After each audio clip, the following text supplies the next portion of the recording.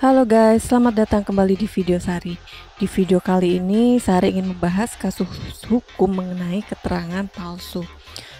Kenapa Sari membahas ini? Dikarenakan ada teman Sari yang bernama Iyu mengalami kebingungan dikarenakan mantan suaminya telah memalsukan data dirinya untuk menjual tanah warisan dengan tujuan untuk kepentingan mantan suaminya sendiri. Begini awal mula ceritanya. Pada suatu hari, Iyu datang menemui Sari untuk menceritakan masalahnya mengenai tindakan yang dilakukan mantan suaminya bernama R.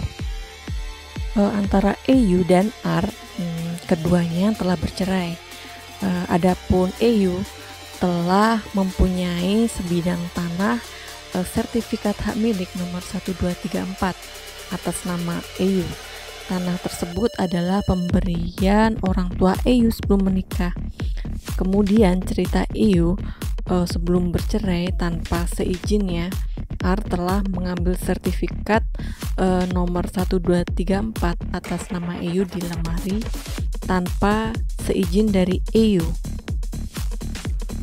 Dan kemudian tujuan R mengambil sertifikat tersebut adalah terlebih dahulu R hendak mengubah nama pemilik sertifikat 1234 atas nama Iyu dengan Jat, seolah-olah melalui proses jual beli seperti itu.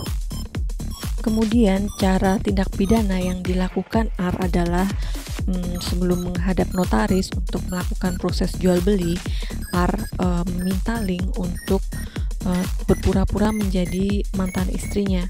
Dan prosesnya sudah dipersiapkan oleh R, di mana dia telah memalsukan identitas dan hal-hal lain yang diperlukan untuk proses jual beli, sehingga mengakibatkan sertifikat berubah nama menjadi atas nama pembeli baru bernama Jat berdasarkan pada jual beli.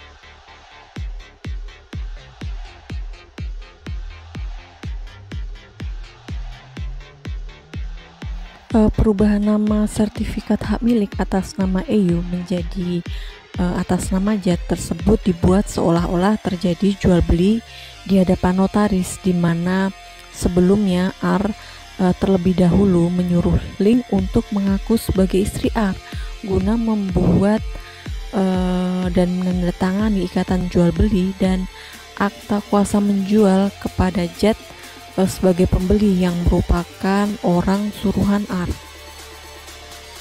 Adapun hal-hal yang dipersiapkan sebelum proses jual beli tersebut, R juga telah merubah dan membuat dokumen palsu ataupun dipalsukan, yakni berupa KTP yang foto KTP-nya sudah dipalsukan menjadi foto Link, kemudian memalsukan surat keterangan birokrasi desa yang beserta dengan tanda tangan birokrasi yang berwenang.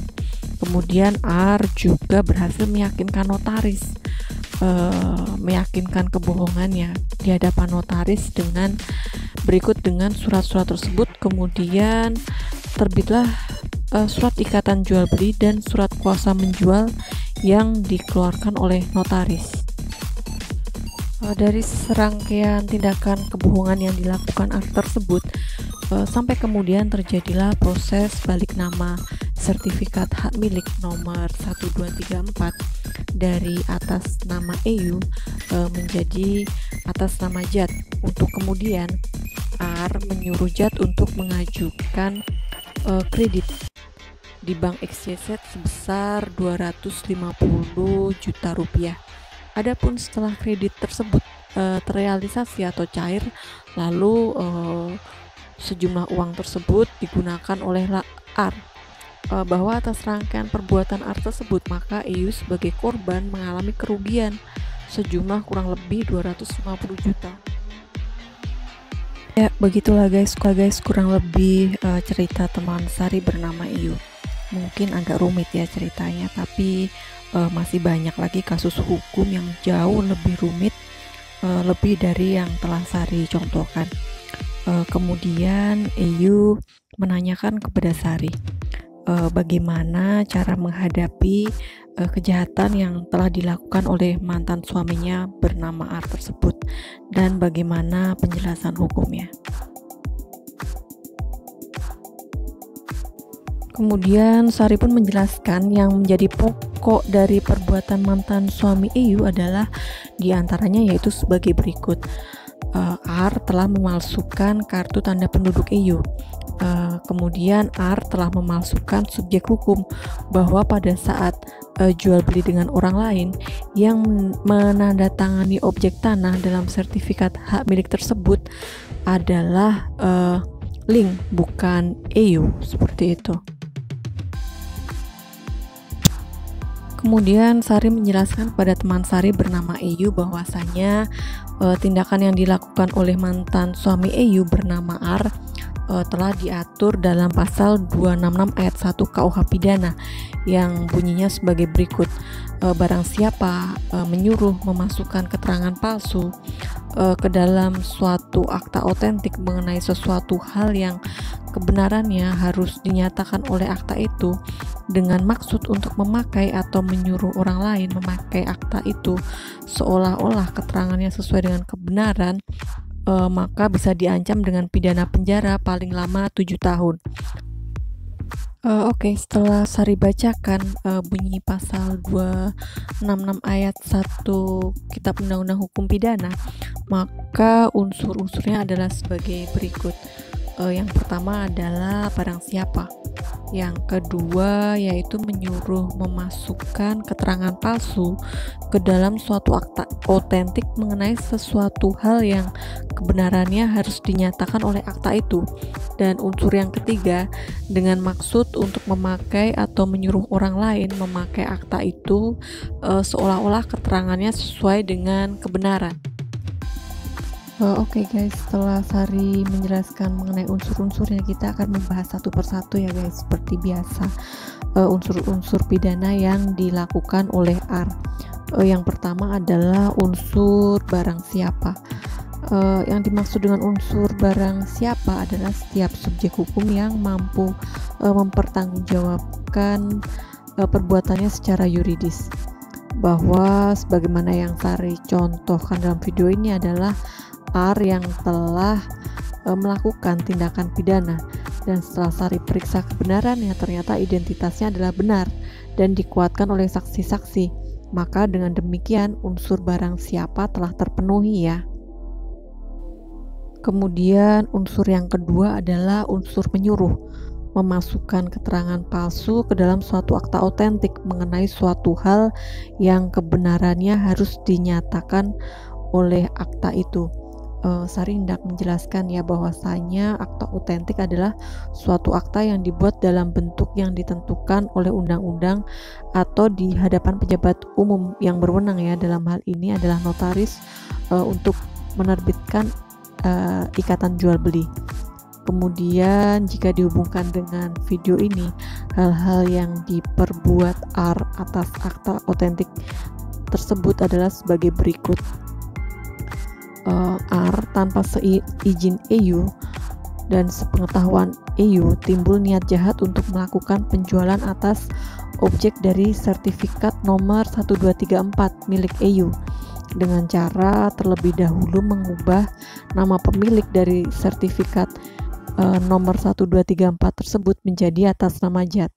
Kemudian yang kedua, penjualan dibuat R seolah-olah telah terjadi jual beli dengan menghadap notaris dan R mengajak orang lain untuk menjalankan tindak pidananya bernama Link untuk mengaku sebagai istrinya bernama EU guna membuat ikatan jual beli dan akta kuasa menjual.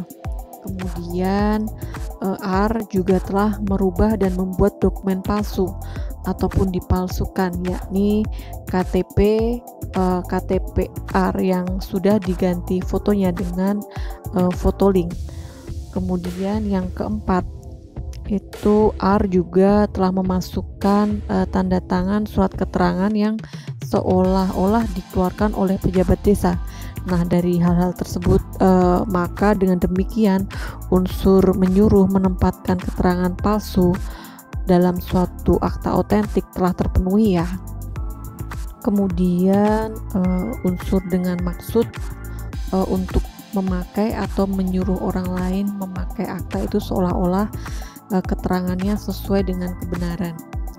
Perbuatan R mengajak dan menyuruh Ling untuk mengaku sebagai istri R guna menandatangani ikatan jual beli dan akta kuasa menjual. Sebelum itu R juga telah merubah dan membuat dokumen palsu ataupun dipalsukan, yakni merubah KTP yang sudah diganti fotonya dengan foto Ling, dan surat keterangan yang seolah-olah dibuat atau dikeluarkan oleh birokrasi desa, serta memasukkan tanda tangan birokrasi desa seperti itu. Kemudian bahwa notaris setelah menerima para pihak yakni R, Ling, dan Jat dengan membawa KTP dan surat keterangan yang sudah Sari jelaskan, lalu memeriksa dengan melihat foto KTP masing-masing dan akhirnya percaya atas tindak pidana yang dilakukan oleh R dan yakin bahwa dokumen berupa KTP dan surat keterangan yang dibawa oleh R tersebut asli. Sampai kemudian terbitlah surat ikatan jual beli dan surat kuasa akte menjual yang dikeluarkan oleh notaris. Untuk kemudian setelah sertifikat dibalik nama, sertifikat tersebut digunakan untuk mengajukan kredit di Bank XYZ sebesar 250 juta. Kemudian setelah uang tersebut cair, dipergunakan oleh R. Nah, dari rangkaian tindak pidana yang telah dilakukan oleh Jat dan kawan-kawannya tersebut, EU sebagai pemeriksa dari sertifikat hak milik nomor 1234 mengalami kerugian sejumlah kurang lebihnya 250 juta. Oke guys, kasus hukum sebagaimana yang telah Sari ceritakan ini memberikan dampak negatif ya bagi orang lain, dan tindakan R tersebut merupakan tindak pidana di mana salah satu unsurnya R telah melakukan perbuatan hukum berupa menghadap pejabat yang berwenang, dalam hal ini notaris, untuk membuat ikatan jual beli dan akta kuasa menjual. Adapun setelah ikatan jual beli dan akta kuasa menjual yang mana kesemuanya tersebut tidak diketahui dan tidak seizin sama sekali dari pemilik sertifikat sebenarnya, kemudian atas rangkaian perbuatan yang telah dilakukan R tersebut, maka korban EU mengalami kerugian sejumlah kurang lebihnya 250 juta. Maka dengan demikian unsur dengan maksud untuk memakai atau menyuruh orang lain memakai akta itu seolah-olah keterangannya sesuai dengan kebenaran, dan tindakan tersebut telah terpenuhi unsur-unsurnya ya oleh R.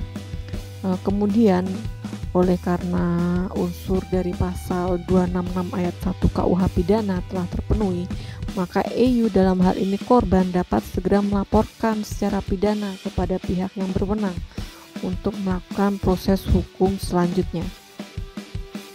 Oke guys, demikian ya video Sari, semoga memberikan manfaat.